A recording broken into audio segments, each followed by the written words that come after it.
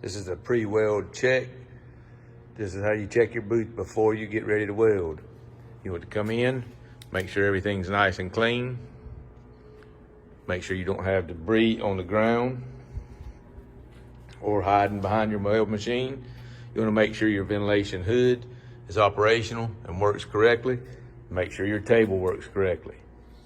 Then you want to look on your box and make sure your box is turned to the off position. Then you can check your weld machines. You can check the gauges and the adjustments, make sure they work. Then you can check your leads, make sure they're all secure. Make sure your power source is off. Make sure your ground is in a good position and then tight. You can make sure your rollers work properly. Make sure your tensioners and your gear and your drives work properly. Make sure the leads coming into there are not frayed and can get in the way and cause you to arc out. Shut your lid.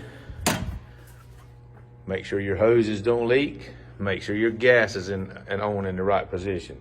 Then you'll be ready to install your welding lead and stinger and your wire and get to weld. Thank you.